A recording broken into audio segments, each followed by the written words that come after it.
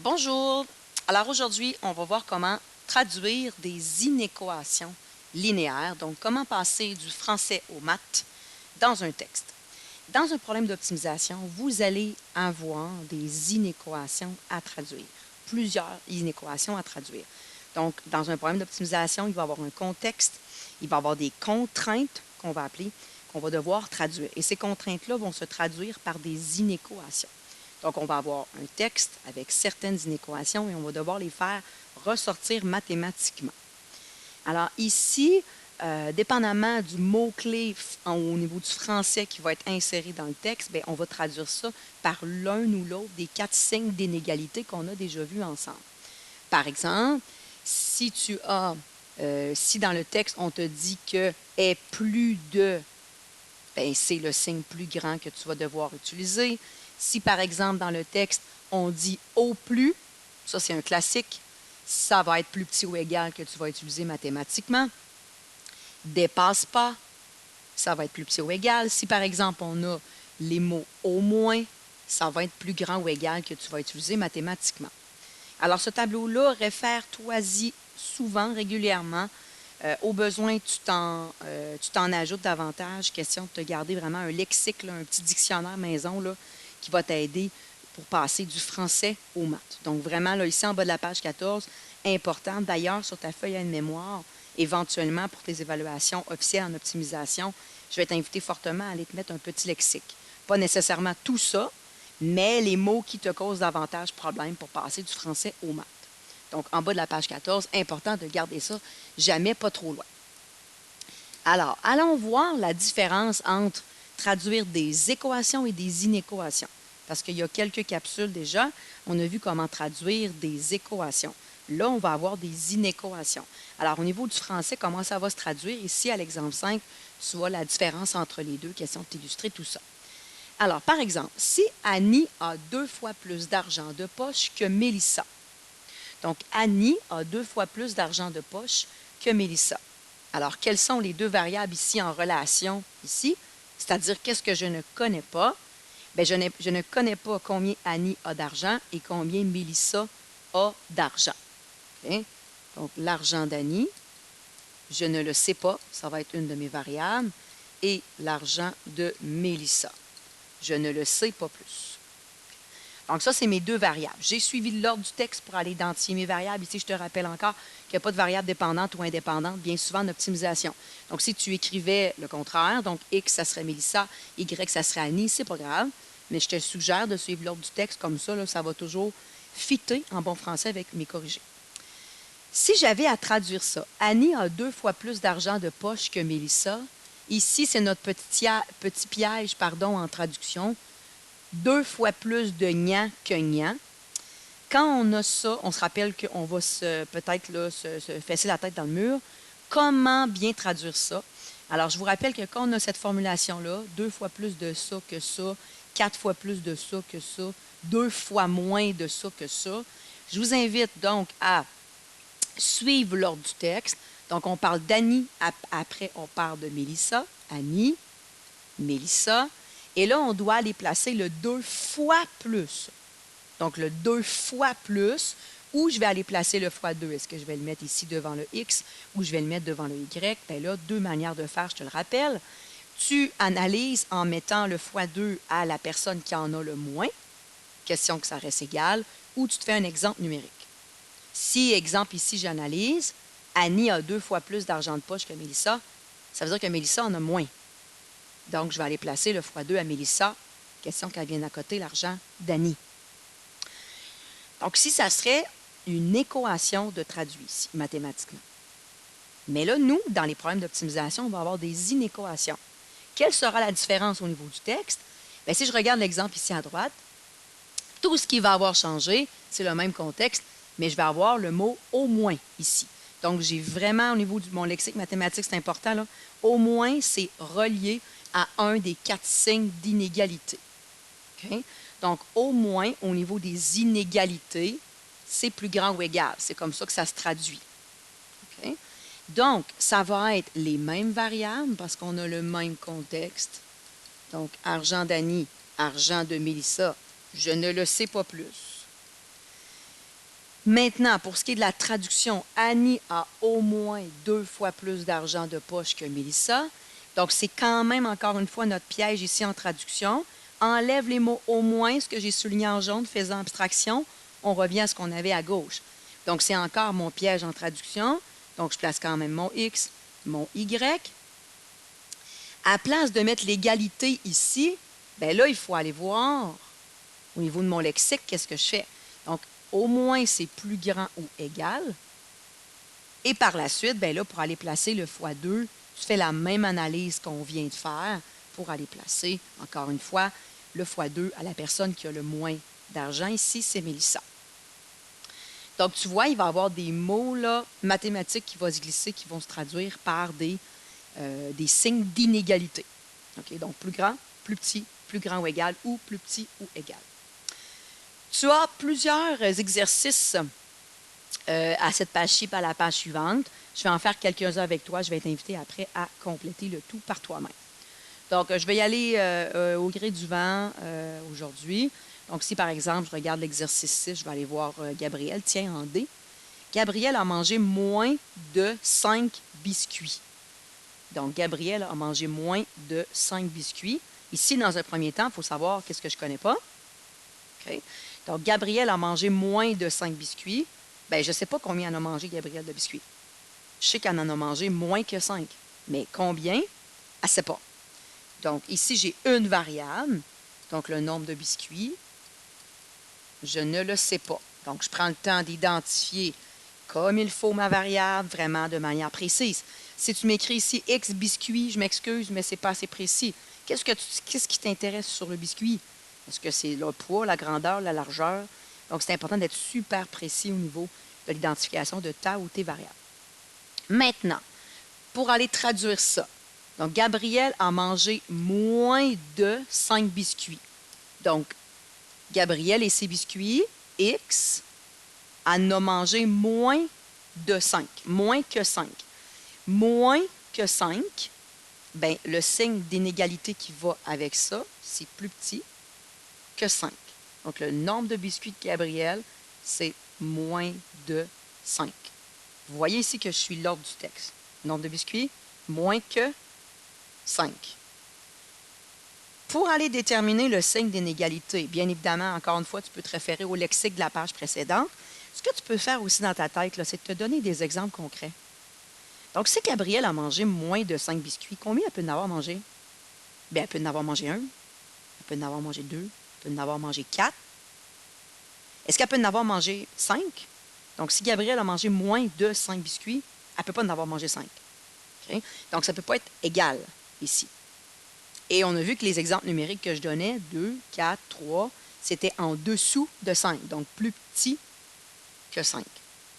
Ça peut t'aider aussi à déterminer ton signe d'inégalité, okay, au besoin, sans problème. Si je remonte en B, Jeannot aura plus de 8 jours de vacances. Qu'est-ce que je ne connais pas ici? Jeannot aura plus de 8 jours de vacances. Jeannot, plus de 8 jours de vacances. Mais je ne sais pas combien exactement il en a pris. Donc, nombre de jours de vacances, ça, je ne le sais pas. C'est ma variable. Au niveau de la traduction ici mathématique, Jeannot aura plus de 8 jours de vacances. Donc, les jours de vacances de Jeannot, plus de 8. Quel signe je vais aller mettre pour plus de? Tu peux te donner encore une fois des exemples numériques. Donc, combien Jeannot peut avoir pris de vacances? S'il a pris plus de 8 jours, bien, il peut en avoir pris 9, il peut en avoir pris 15, il peut en avoir pris 257. Donc, plus de, plus de, donc c'est strictement plus grand. Plus de. Est-ce qu'il peut en avoir pris 8? S'il a pris plus de 8, ben non, pas 8. Donc, c'est pour ça qu'il n'y a pas d'égalité ici. Je vais aller placer dans mon signe d'inégalité. Ça, c'est 2 exemples avec une variable dans le contexte. Dans un problème d'optimisation, on aura tout le temps 2 variables. Donc, dans l'exercice 8, ici, ça se complexifie un petit peu. On a 2 variables ici cachées dans le contexte avec un système d'inéquation à aller sortir. Donc, si je te dis qu'il faut sortir un système d'inéquations, bien, dans les faits, on va aller chercher 2 inéquations ici, dans le contexte, cette année. Alors, on va aller faire un exemple ensemble. Je vais t'inviter à aller compléter par toi-même. On va aller voir le B. Le B. Attendez, je vais juste valider, m'assurer que... attendez, j'ai pas le bon exemple. Je m'excuse, je vais aller à l'exemple 9. 9B, pardon. Je vais aller voir l'agriculteur en 9B. Alors, un agriculteur cultive le blé et le soya. La superficie de sa terre lui permet de planter au maximum 5000 plants au total. Puisque le soya lui rapporte davantage de profit que le blé, il souhaite planter au minimum 3 fois plus de plants de soya que de plants de blé. Bon, dans ce genre d'éléments-là, comme je vous disais dans la capsule, quand on a fait de la traduction d'équations, je vous disais, lis ça au moins 2 fois. Parce que dans une première lecture, te permet seulement d'avoir une idée de grandeur de la chose. Là, prends le temps de relire phrase par phrase et d'aller souligner les éléments importants. Et y aller vraiment par petites bouchées. Donc, un agriculteur cultive le blé et le soya. Donc, on parle de blé et soya. On parle de 2 choses. Ça sent mes 2 variables à plein nez. Okay? La superficie de sa terre lui permet de planter au maximum 5000 plants. Au maximum, c'est un Q pour un signe d'inégalité. Donc ici, cette phrase-là, il y a une inéquation cachée. Parce que au maximum, c'est relié à un des 4 signes d'inégalité qu'on a vus. Je continue. Puisque le soya lui rapporte davantage de profit que le blé, il souhaite planter au minimum, donc encore une fois, signe d'inégalité ici, au minimum 3 fois plus de soya que de blé. Avant d'aller faire les variables et le système d'inéquation, je te fais remarquer seulement un élément ici. Tu remarqueras que je n'ai pas souligné tant d'affaires que ça dans le texte. Souvent, vous avez le réflexe de souligner beaucoup d'éléments. Allez-y vraiment à l'essentiel. Parce que votre objectif d'aller souligner les éléments importants, c'est juste de faire ressortir vraiment le plus important. Okay? Le reste, après ça, tu vas pouvoir en faire abstraction.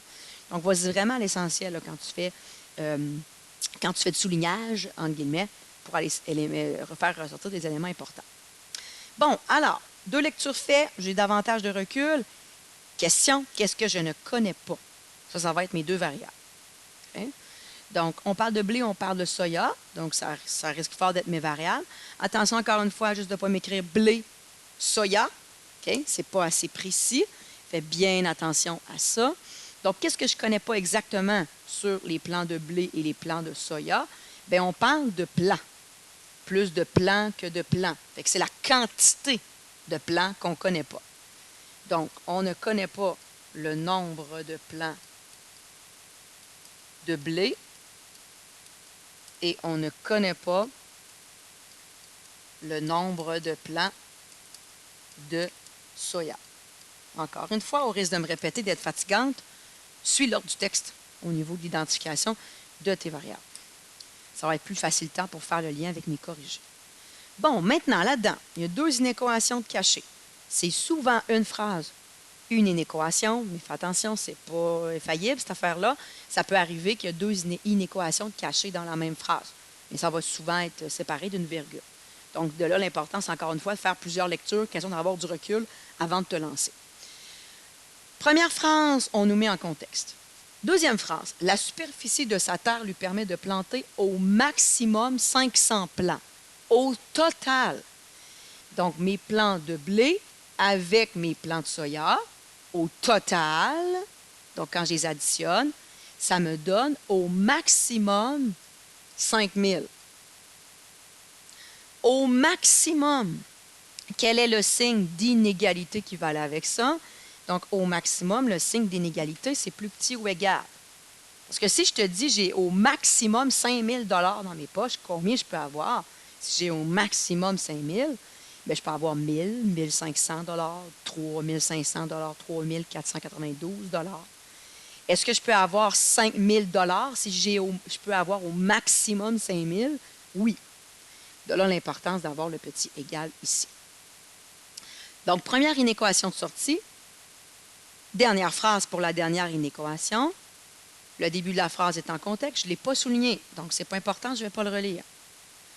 Ça dit au minimum 3 fois plus de soya que de blé. Donc ici, la formulation où on peut se faire prendre. 3 fois plus de gnan que gnan. Donc, comment je fais ça? 2 fois, 3 fois, 8 fois plus de gnan que gnan. Je te rappelle, suis l'ordre du texte. Soya, blé. Donc, soya, blé. Place tes lettres dans l'ordre du texte.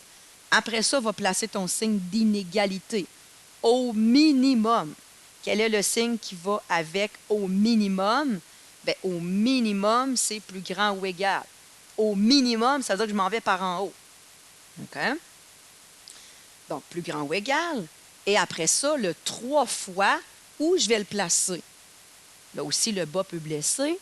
Donc, fais abstraction du mot pour l'inégalité et relis ta phrase.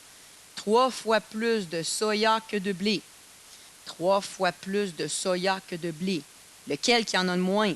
Si j'ai 3 fois plus de soya que de blé, bien, c'est le blé qui en a le moins. Donc, je vais aller mettre le fois 3 au blé pour venir à côté la quantité de soya. Donc, voilà ma deuxième inéquation qui est traduite ici là, du texte. Fait que je vais t'inviter à aller compléter les autres que j'ai laissés vides, que j'ai laissés, voilà, pour que tu puisses vraiment là, t'exercer là-dessus. Parce que dans le problème d'optimisation, éventuellement, vous allez voir, on va y arriver. La première étape du problème d'optimisation pour le régler, là, ça va être ça. Ça va être de sortir les deux variables et sortir les inéquations cachées dans le texte. Donc, c'est hyper important que tu sois habile là, parce que si tu ne l'es pas, bien, ça va accrocher dès le départ dans un problème d'optimisation. Tu ne seras pas capable d'avancer plus loin. Donc, super important ici d'aller faire les exercices qui traînent dans les pages précédentes. Bon travail!